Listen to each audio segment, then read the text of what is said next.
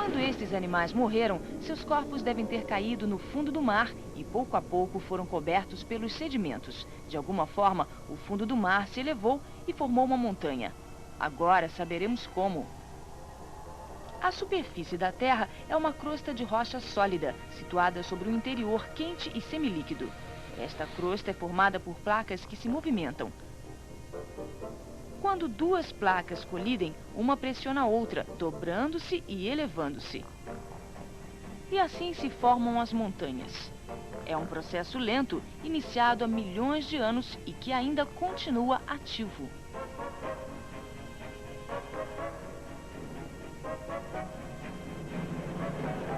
Algumas montanhas, como as do maciço do Himalaia, na Ásia, continuam se elevando aproximadamente meio centímetro por ano. Algumas vezes, as montanhas crescem mais rapidamente devido à ação vulcânica. Quando as placas colidem, a rocha fundida pode forçar sua passagem através das rachaduras existentes na crosta e produzir vulcões de formato cônico. Durante centenas de milhões de anos, muitas montanhas se elevaram e outras desapareceram. Os maiores escultores de montanhas são os rios de gelo. As geleiras movimentam-se lentamente em costa abaixo, desgastando as rochas.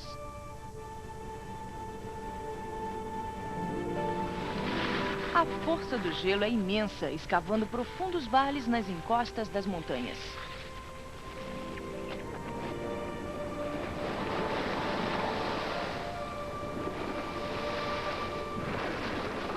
A erosão causada pelo gelo, vento e chuva é tão forte que se torna difícil de compreender.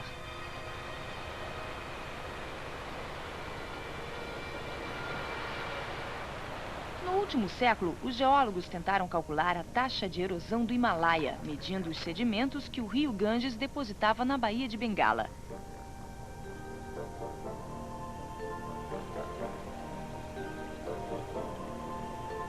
Chegaram à conclusão que, se fosse possível empilhar o volume de areia e lama carregado pelo rio em apenas 2 dias, teríamos uma construção do tamanho da Grande Pirâmide do Egito. As enormes forças que elevam a crosta da Terra e a erosão produziram grande variedade de formas de montanhas. Picos altos e irregulares foram um dia terrenos planos no fundo do mar. Uma imensa montanha de granito já foi uma piscina de rocha fundida no interior da Terra.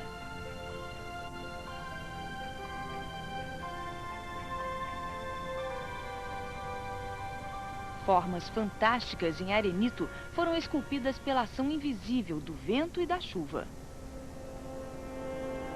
Os caprichos da natureza despertam a imaginação humana. À medida que esfriava, um bolsão de lava formou colunas de formas estranhas. Para os índios da tribo Kiowa, elas eram as marcas das garras de um urso feroz.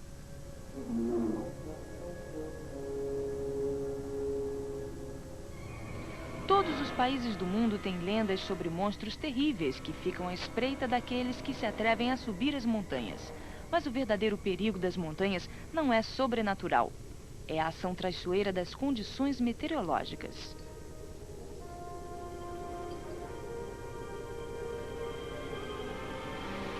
À medida que aumenta a altitude da montanha, o frio e o vento também aumentam. As árvores são substituídas por arbustos e grama, e finalmente ainda pela rocha nua. Se continuarmos subindo, encontraremos neve e gelo. Dependendo da altitude, até as montanhas situadas na linha do Equador têm o topo nevado. Os animais das montanhas precisam se adaptar ao clima e também ao desafio representado pelas ladeiras íngremes. Muitas espécies de cabras e ovelhas adaptaram-se muito bem à vida nas montanhas. Nos Alpes europeus, a camurça está em seu elemento, nas ladeiras quase verticais de rocha escorregadia.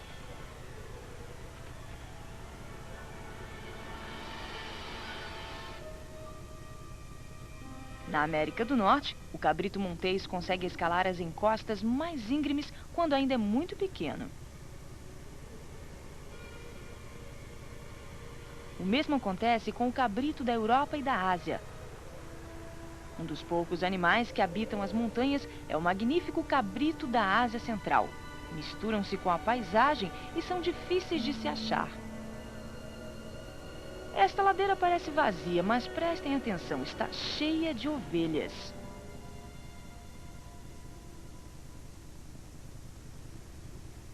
As ovelhas e os tars sobrevivem na escassa vegetação das maiores altitudes do Himalaia. Enquanto alguns animais vão descendo, conforme a linha da neve avança durante o inverno, este tipo de ovelha continua nas alturas, suportando as mais violentas tempestades. Somente animais adaptados ao ambiente das montanhas poderiam sobreviver em condições tão extremas. Até pouco tempo, acreditava-se que os homens primitivos não se atreviam a subir as montanhas. Errado! Uma extraordinária descoberta nos picos dos Alpes europeus mostrou uma nova faceta de nossos antepassados pré-históricos.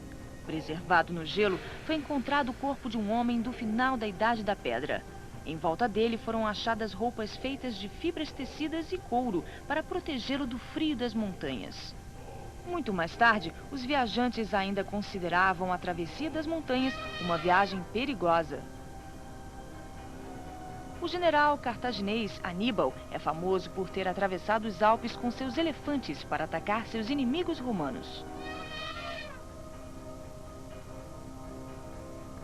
As cadeias de montanhas são consideradas barreiras e fronteiras em todo o mundo. Os primeiros colonizadores americanos foram detidos no seu avanço para o oeste pelas montanhas rochosas. Finalmente, alguns pioneiros conseguiram abrir caminho através delas, utilizando carros cobertos e carregando consigo tudo o que necessitariam para começar uma nova vida além das montanhas. Para se orientar, utilizaram mapas feitos por exploradores, homens como Lewis e Clark, que tinham procurado uma rota comercial através do Oceano Pacífico para as riquezas da Ásia. No outro lado do mundo, o exército britânico avançava em direção à Ásia. Os ingleses utilizaram equipamentos de alta precisão para mapear toda a Índia. Fizeram milhares de medições com teodolitos para descobrir a altura das montanhas acima do nível do mar. À medida que se aproximaram do Himalaia, os pesquisadores perceberam que entre aquelas montanhas poderia estar o maior pico da Terra. Mas calcular qual poderia ser esse pico envolveu cálculos complexos. Em primeiro lugar, precisaram considerar a curvatura da Terra. À distância, as montanhas são mais altas do que parecem ser. Também há uma segunda correção a ser feita, devido à refração da luz. É o mesmo fenômeno do lápis que parece estar dobrado quando colocamos semi-mergulhado na água. As diferentes densidades do ar e a altura fazem que as montanhas pareçam ser mais altas devido à distância. Uma vez feitas essas considerações, confirmaram que esta era a montanha mais alta do mundo. Foi denominada Monte Everest como reconhecimento ao chefe do grupo de pesquisadores. Mas, ironicamente, o topo do Monte Everest não é o ponto mais afastado do centro da Terra. Na verdade, é o Monte Chimborazo, perto da ilha do Equador, na América do Sul. Qual é a explicação? À medida que a Terra gira, aumenta seu raio na altura do Equador. Comparadas com o vasto diâmetro da Terra, as montanhas são apenas pequenas irregularidades. Em um globo do tamanho de um homem, a montanha mais alta não seria maior que um grão de areia. São surpreendentes os efeitos que a altitude pode causar nas pessoas. Em 1530, os conquistadores espanhóis tiveram problemas na Cordilheira dos Andes, na América do Sul.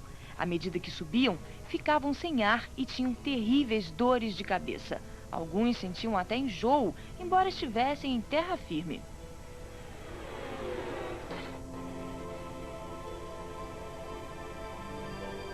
A resposta foi encontrada um século depois em uma montanha na França, o Puy-de-Dôme.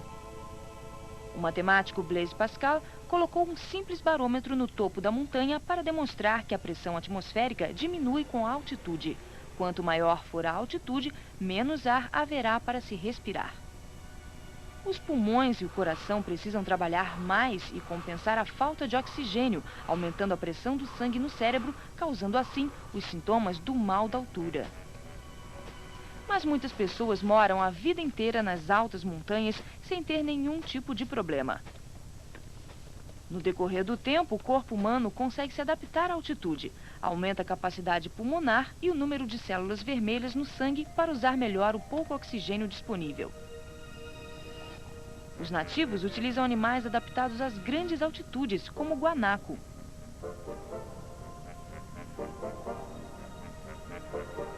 O guanaco e a vicunha são espécies únicas de camelos que moram nas alturas dos Andes. Sua lã é tão grossa que mantém praticamente todo o calor do corpo, apesar do vento frio. A lã da vicunha é considerada a melhor do mundo. O tecido dessa lã é tão macio que há quem diga que as roupas feitas com ele parecem uma película de líquido. No Himalaia, há um animal que suporta altitudes ainda maiores, é o yak. Os nativos o utilizam como animal de carga e para puxar o arado. Esses animais estão tão adaptados ao ar rarefeito das grandes altitudes que não conseguem sobreviver no nível do mar.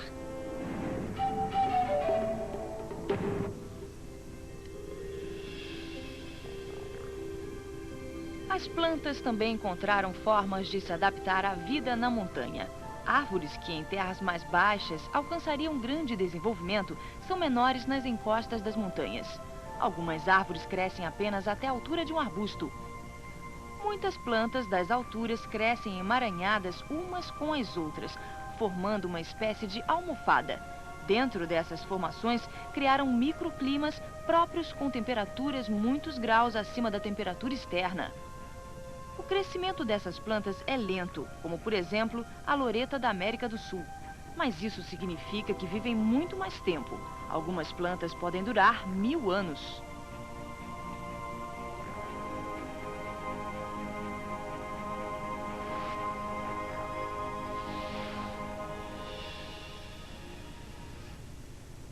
Nos vales das altas montanhas protegidas dos ventos, crescem plantas estranhas e únicas. A gigantesca puia dos Andes é a maior erva do mundo e pode viver 150 anos.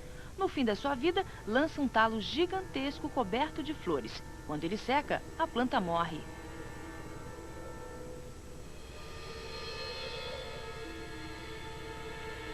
Nas montanhas do Havaí, há outra planta única, Silversword. Suas folhas são prateadas para refletir a intensa radiação do sol e carnudas para reter a umidade.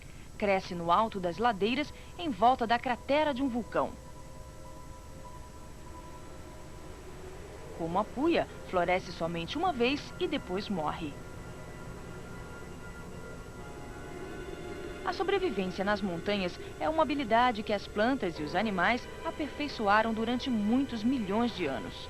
Somente nos últimos 200 anos, os seres humanos conseguiram aprender a arte de escalar as montanhas mais elevadas. As montanhas tornaram-se desafios a serem vencidos. Colocamos todas as nossas forças para vencer os caprichos da natureza. O montanhismo como esporte e exploração surgiu no século XIX. Vitorianos intrépidos voltavam dos Alpes europeus e faziam conferências. Falavam dos monstruosos rios de gelo, das fendas traiçoeiras e dos íngremes picos que resistiam a todas as tentativas de escalá-los.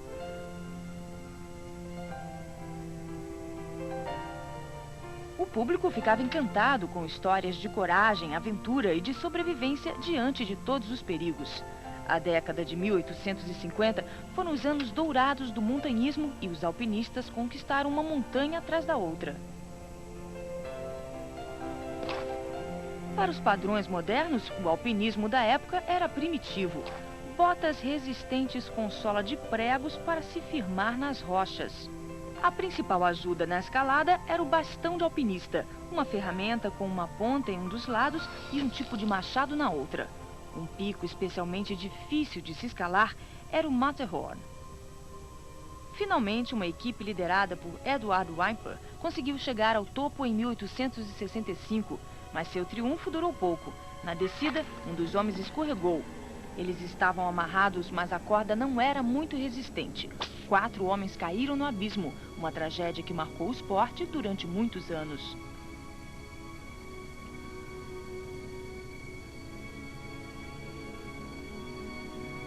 Nos últimos 100 anos, o material de escalada vem se tornando cada vez mais sofisticado.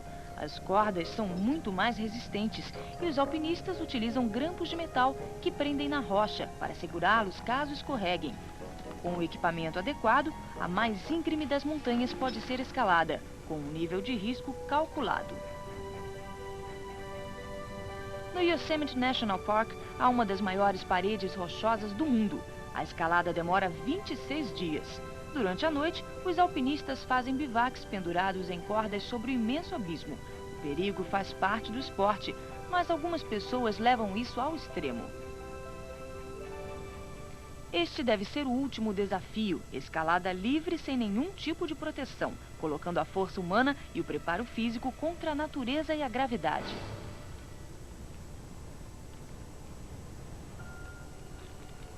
A alpinista francesa Catherine Destivelle tornou-se uma lenda por sua habilidade e coragem nas escaladas. A única coisa que carrega é uma bolsa de giz para absorver o suor dos dedos.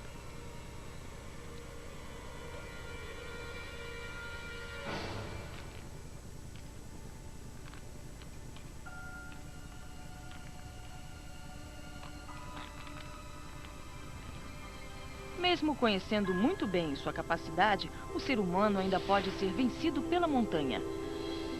Nas grandes altitudes, as condições podem mudar radicalmente em questão de minutos. Um dos maiores perigos é a avalanche. Camadas instáveis de neve e gelo podem se transformar em ondas mortais que arrastam tudo o que encontram pela frente. Uma avalanche pode começar sem prévio aviso e todos os anos há pessoas que morrem soterradas. Mas essa ameaça não é suficiente para deter aqueles que procuram a emoção das altas montanhas.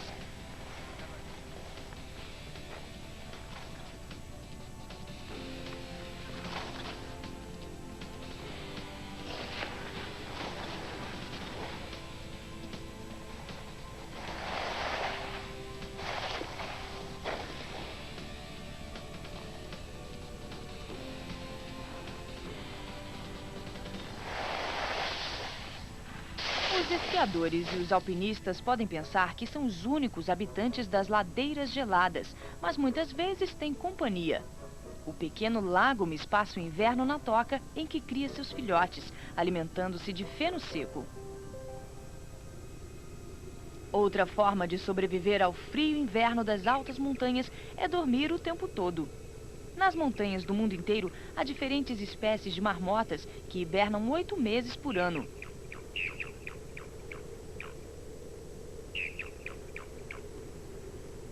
A cada primavera, as montanhas ecoam os agudos gritos das marmotas, que saem das suas tocas para se alimentar da nova vegetação. Na antiguidade, uma lenda se espalhou pelas rotas comerciais da Ásia. Falava de misteriosas criaturas que retiravam ouro das ladeiras das montanhas.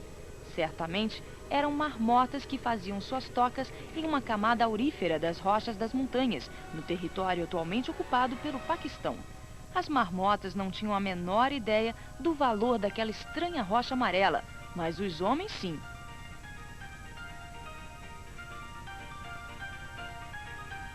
As mais estranhas personagens foram atraídas pelo ouro das montanhas. Durante a década de 1890, correu a notícia de que haviam encontrado ouro nos territórios gelados do norte, na fronteira canadense. Espalhou-se a história da existência de toneladas de ouro, esperando para serem retiradas do solo, e assim começou a grande corrida do ouro. Os garimpeiros tentaram escalar o famoso Chilcot Pass, que eles tinham denominado de Escada do Ouro, embora poucos deles conseguissem enriquecer lá. Ironicamente, em vez de ouro, outro metal foi encontrado, o cobre. Na época, o cobre não tinha valor. Hoje é uma riqueza maior que o ouro. É extraído do topo dessa montanha em Utah. A movimentação da crosta terrestre trouxe à superfície uma rocha contendo minério de cobre. mas sua extração só é viável em escala industrial. Estas máquinas podem fazer em um ano o que as forças naturais da erosão fariam em milhões de anos. Literalmente, a mineração arrancou o topo da montanha.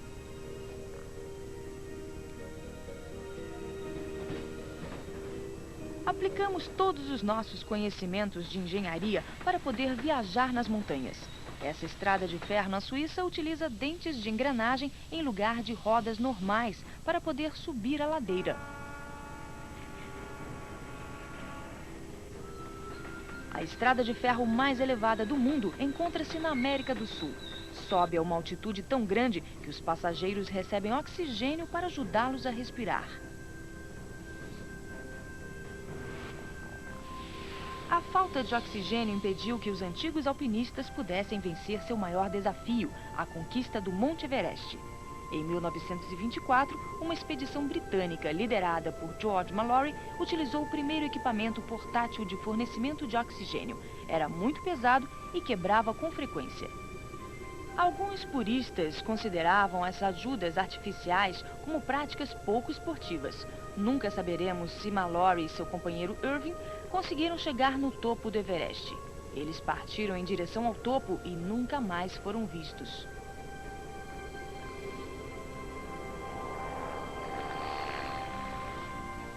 Naquela época não sabíamos qual era a paisagem avistada do topo do mundo. Mas conseguimos sabê-lo alguns anos depois. 2 bimotores partiram da Índia em uma viagem histórica que os levariam a sobrevoar o Everest. Os pilotos filmaram o que viam, o primeiro registro de uma paisagem extraordinária. Durante algum tempo, pensou-se que só os humanos poderiam alcançar aquela altitude. Mas um astrônomo que olhava a Lua no norte da Índia descobriu um bando de gansos voando a grande altura e comparou o tamanho dos gansos com o tamanho da Lua, chegando à conclusão de que eles deviam estar voando a uma altitude equivalente à do Everest, em uma atmosfera gelada e de ar rarefeito. Na sua migração anual, os gansos asiáticos conseguem subir em um único dia até uma altitude fantástica.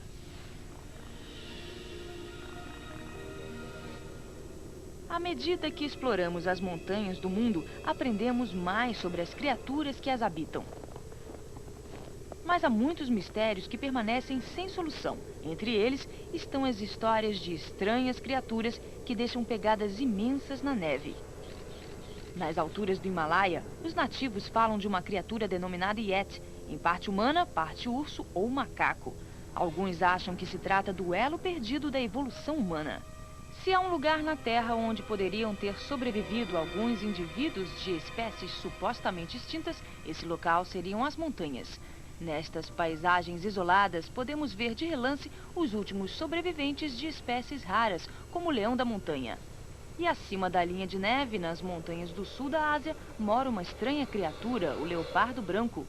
Essa bela criatura é o maior predador das alturas, o felino encontrado nos locais mais altos do mundo. Mas há uma exceção. Há muitos anos, uma equipe de alpinistas que escalava o Matterhorn percebeu que havia sido seguida. Um gatinho de 4 meses, chamado Mitzi, subiu com eles até o topo da montanha e entrou no livro dos recordes.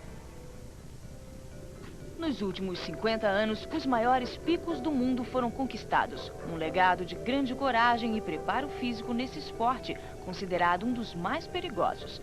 Realmente, esse é o caminho mais difícil para se chegar ao topo, mas conquistar uma montanha dessa forma é uma imensa satisfação pessoal. Para muitas pessoas, as montanhas são lugares sagrados, uma ponte para o céu. O Himalaia é personificado pela deusa indiana Parvati. Seu outro nome é a montanheira. Nossa devoção pelas montanhas pode tomar muitas formas. São monumentos magníficos do nosso legado geológico, cujo local guarda formas de vida totalmente únicas. As montanhas sempre se ergueram sobre o mundo e continuarão a fazê-lo no futuro.